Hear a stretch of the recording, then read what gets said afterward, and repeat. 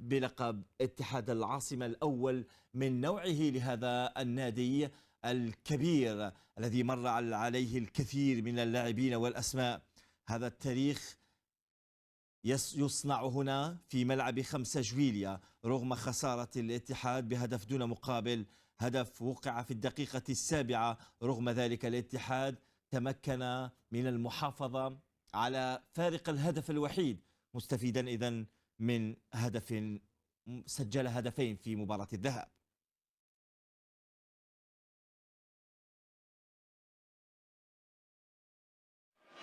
للفريق المنهزم يانغ افريكانز بحضور رئيس الاتحاد الافريقي لكرة القدم باتريس موتسيبي وعبد الرحمن حماد وزير الشباب والرياضة، رئيس الاتحاد الجزائري لكرة القدم جايد زفيزف، واعضاء من الاتحاد الافريقي لكرة القدم.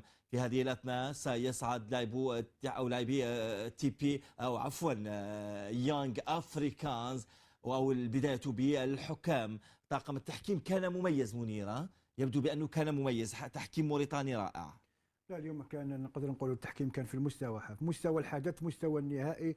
ما شفناش اخطاء كبيره باستثناء ربما ضربه جزاء للاتحاد، لكن انا حبيت نعرف برك هل تاكد باللي اليوم الفار ما هذا هو الحديث اللي يقول لك على انه الفار ممكن لانه استدعى قائد الفريقين.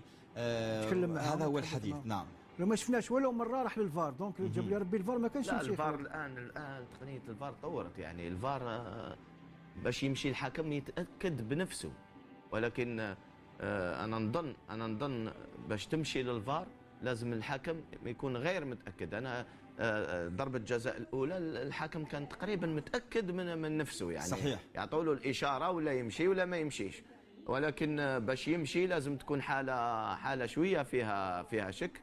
ولكن احنا المشكل افريقيا انه ما يعطيكش الشاشه، ما يعطيكش المعطيات للمشاهد. هذا هو اللي يخليك.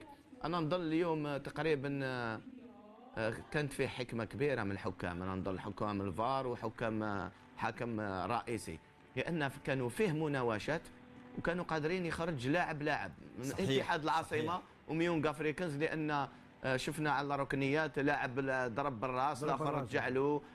هذيك في اوروبا بطاقه حمراء، في اوروبا يعني ما فيش تسامح مع هذا الشيء، خاصه من الفار يناديو لك وتخرج مباشره.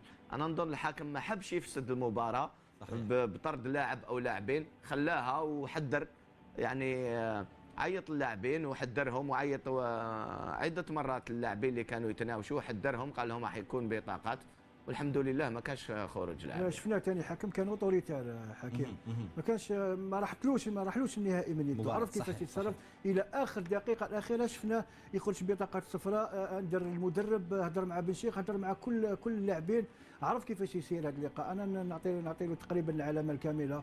احنا اللي يهمنا اليوم هو تتويج الاتحاد، هو تتويج الجزائر، هذا هو اللي يهمنا. دوك نتكلموا على الحكم ولما الحمد لله التحكيم كان في المستوى. اللاعبين بالرغم من الضغط الكبير ما لازمش نلومهم كذلك اللي ضيعوا. شفنا الاتحاد كان في الشوط الثاني احسن بكثير من الشوط الاول. فريق يونغ افريكانز حكيم نتحملوا، وكما يقول لك بعد العسر يسر، والحمد لله اليوم يتوجوا ان شاء الله. كما يقول لك ما يبقاش هذا التتويج الاول والاخير، هذه تفتح يعني تحل هذيك العقده اللي كانت اتحاد العاصمه بعد ما خسر، وكان عنده فريق نظن اقوى ضد تي بي مازامبي، خسر النهائي. ما عرفناش كيف نتعامل مع هذا النهائي.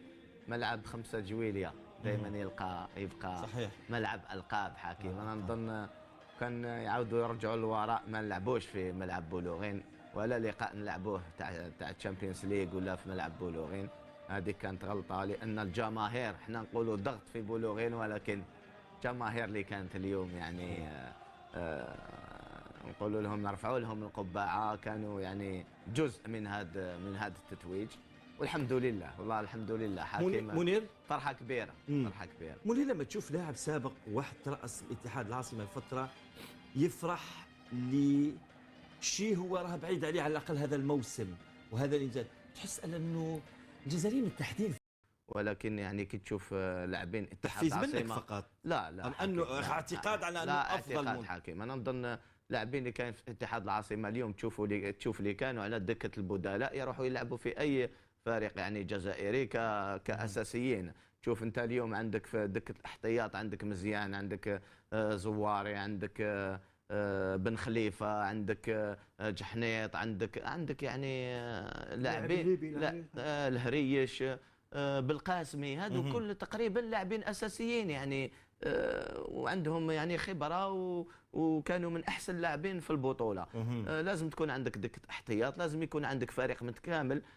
شفنا اللاعبين اللي كانوا يلعبوا كاساسيين صحيح. في بدايه هذا المشوار تاع الكاس هذه، ما مشاوش اساسيين، وهذا شيء يحسب يعني للمدرب عبد الحق بن شيخه، اللي عرف كيفاش يعطي يعني جرعه يعني تاع اكسجين، دائما يخلي اللاعبين يكونوا الاحسن. ونعرفوا باللي في موسم دائما كاين لاعبين في كما يقول لك دي بيريود، مراحل ما يكون يعني واحد طالع وواحد ينزل مستواه. شفنا اللاعبين اللي كانوا اكثر جاهزيه دخلوا في هذه الاثناء، مثل ما كنت تقول، الكاس اتحاد العاصمه زين بن العيد، وايضا مع والد بلال بن حموده.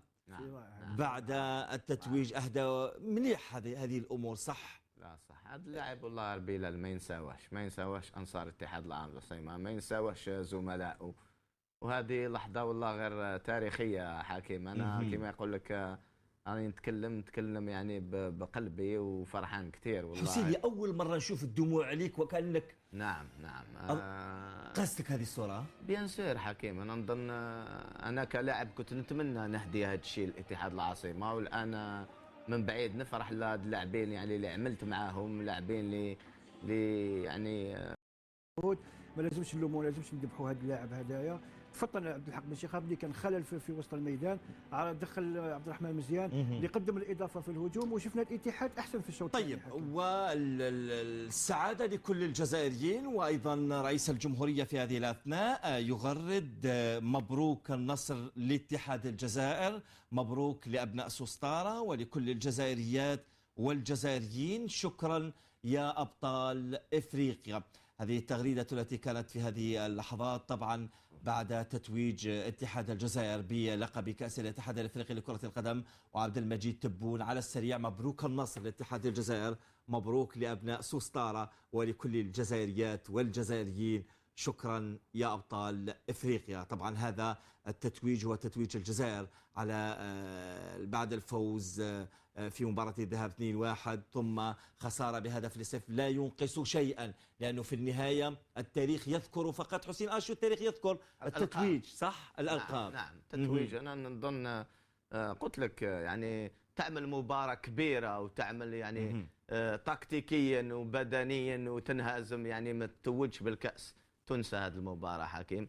أنا نظن اليوم الحاجة اللي راح تبقى في الأذهان هذا التتويج الأول، وهاد اللاعبين راهم سجلوا يعني انفسهم كما يقول لك بحروف من ذهب في قاموس اتحاد العاصمه وفي قاموس الكره الجزائريه. راح يتذكروهم يعني، ولو ما يكونوش حاضرين يتذكروهم. اللاعبين يعني عاهدوا ان يهدوا لصديقهم يعني اللي توفى بلال بن حموده هذا الكاس، ووفاوا بالعهد ومشاو حتى النهائي وفازوا بالكأس يعني عن جدارة. حسين، ثمرة شغل من سنوات، صح؟ والله شوف، اتحاد العاصمة دائما أنا كنت نقول يعني في أسوأ الحالات تاع لاعبين كنت نقول لهم أنتم أحسن لاعبين